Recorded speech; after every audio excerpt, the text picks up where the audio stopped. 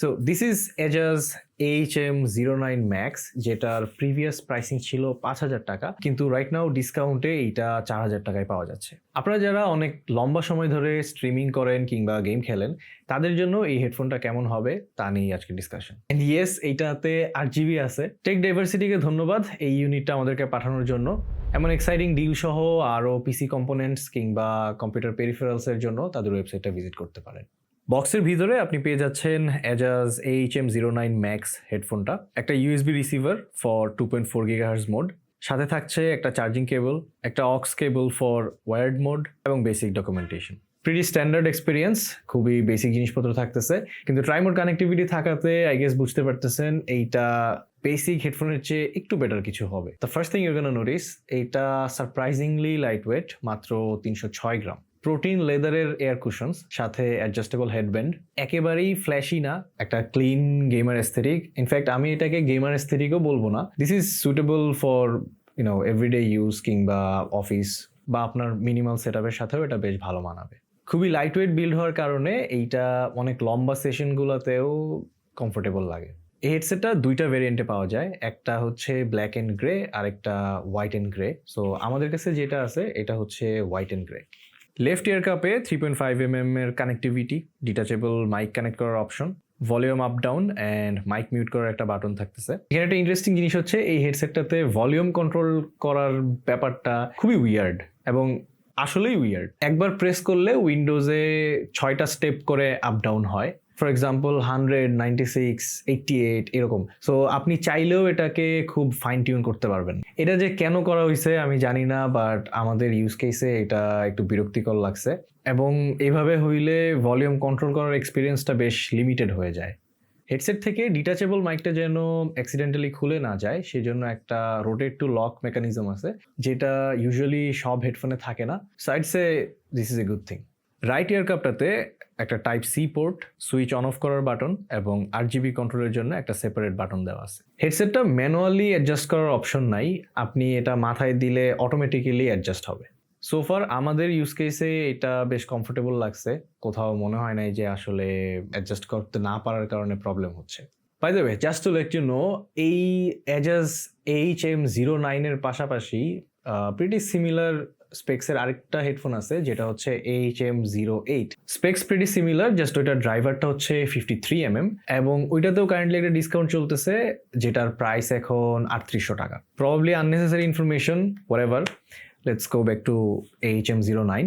Connectivity wise এটাতে থাকতেছে 3টা মোড। একটা হচ্ছে ব্লুটুথ, যেটা দিয়ে আপনি ল্যাপটপ কিংবা মোবাইল ডিভাইসে কানেক্ট করতে পারবেন, 2.4 GHz wireless mode for gaming purposes, এবং কেবল তো থাকতেছেই for zero latency. That means আপনি চাইলে এই হেডফোনটা নিয়ে আপনার পিসি থেকে ল্যাপটপ থেকে ফোন, মানে প্রিটি মাচ সব ডিভাইসে সুইচ করতে পারবেন এবং কমফোর্টেবলি মুভ করতে পারবেন। তাছাড়া 2.4 GHz তো যথেষ্ট লো লেটেন্সি সাপোর্ট করে, সেক্ষেত্রে আপনি ওয়্যারলেস মোডেও গেম খেলতে পারবেন। 50mm dynamic driver, so you can expect a good performance out of this.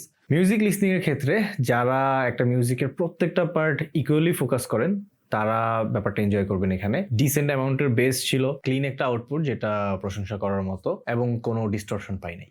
ব্লুটুথে যেহেতু অলওয়েজ একটা লেটেন্সি থাকে, সেই ক্ষেত্রে আমরা গেমিং এর জন্য অলওয়েজ 2.4 GHz অথবা ওয়্যার্ড কানেক্টিভিটি রেকমেন্ড করব।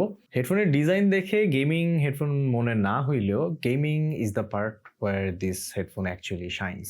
খুবই low latency on 2.4 GHz mode, clear positional audio. আমরা এই হেডফোনটা দিয়ে বেশ কয়েকটা FPS গেম খেলছি এবং এটার ডিরেকশনাল অডিও এবং separation was really great. Overall sound আউটপুটের যে কোয়ালিটি, এই বাজেটের কথা চিন্তা করলে তা নিয়ে আমাদের কোনো কমপ্লেন নাই। তবে এখানে একটা জিনিস মেনশন করতে হবে, 2.4 GHz মোডে এটার লাউডনেসটা একটু কম, যে কারণে গেম খেলার টাইমে কিছু কিছু মোমেন্টে মনে হইতেছিল সাউন্ডটা আর একটু বাড়াইতে পারলে ভালো হইতো। যেখানে অন্যান্য হেডফোনে আমরা 70 বা 80% ভলিউমে গেম খেলি, এখানে এটা আমাদের 100%-এ পুশ করা লাগতেছিল। 3.5mm কেবল ইউজ করলে এই প্রবলেমটা হয় না, সেই ক্ষেত্রে আপনার ডিভাইসের আউটপুট অনুযায়ী সাউন্ড আরো লাউড হয়। আর থাকতেছে একটা ডিটাচেবল মাইক। যে সাউন্ডটা শুনতে পাচ্ছেন এইটা এজাজ AHM09 হেডফোনটার মাইক্রোফোন দিয়ে রেকর্ড করা। আমরা অডাসিটিতে কোনো রকম নয়েজ ক্যান্সেলেশন বা অন্য কোনো রকম ফিল্টার ছাড়া একদম র ভয়েসটা রেকর্ড করতেছি এখানে,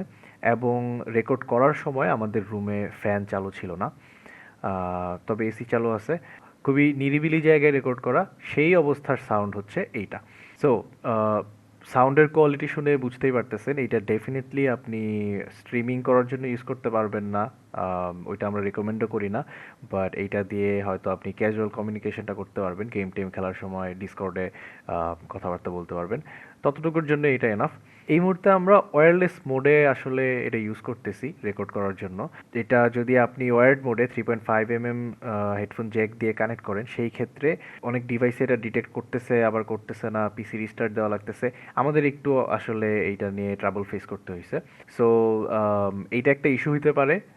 আর হেডফোনটা ইউজ করার ক্ষেত্রে আপনি খেয়াল রাখবেন যে এটার মাইকের ডিরেকশনটা কোন দিকে দেওয়া। এই মুহূর্তে যেই সাউন্ডটা শুনতে পাচ্ছেন, এইটা হলো আমরা মাইকের ডিরেকশনটা চেঞ্জ করে একদম মুখের বরাবর দেওয়ার পর এটা আসতেছে। শুরুর দিকে এইটা কিন্তু নিচের দিকে ছিল, সো সাউন্ড কোয়ালিটি খুবই বাজে আসতেছিল। সো আপনি যদি এরকম কিছু ফেস করেন, কাইন্ডলি উইন্ডশিল্ডটা খুলে একবার চেক করবেন যে এটার আসলে ডিরেকশনটা কোন দিকে দেওয়া। এইটা করলে আই থিঙ্ক সাউন্ডটা আরেকটু ইমপ্রুভ হবে। আমি বলবো এটার মাইকটা ওকেইশ ফর ডিসকর্ড বা ইন গেম কমিউনিকেশন। আপনি যদি স্ট্রিমিং এর কথা চিন্তা করেন সেই ক্ষেত্রে এটা একেবারেই রিকমেন্ডেড না, মানে it's not gonna be enough for you আর কি। 1050 mAh battery, so frequently charge করার ঝামেলা নাই। আমরা হেডফোনটা খুব বেশি দিন টেস্ট করতে পারি নাই, 5 দিন ইউজ করছি, এর মধ্যে আমাদের চার্জ দেওয়া লাগে নাই। সো এর বাইরে ব্যাটারি ব্যাকআপ আরো কত ভালো পাওয়া যায় সেটা বলতে পারতেছি না, বাট ওই তো 4-5 দিন চালাইছি, এর মধ্যে চার্জ দেওয়া লাগে নাই।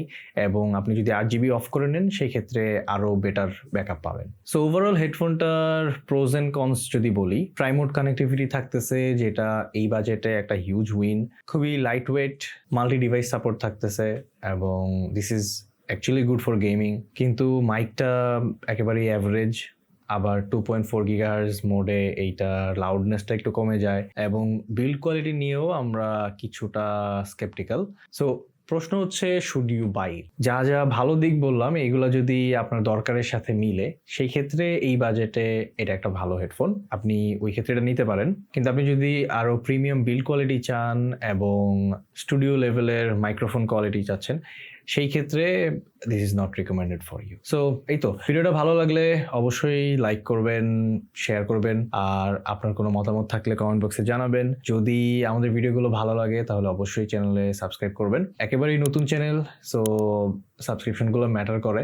দেখা হচ্ছে পরের কোনো ভিডিওতে, সেই পর্যন্ত ভালো থাকবেন, সুস্থ থাকবেন। আল্লাহ হাফিজ।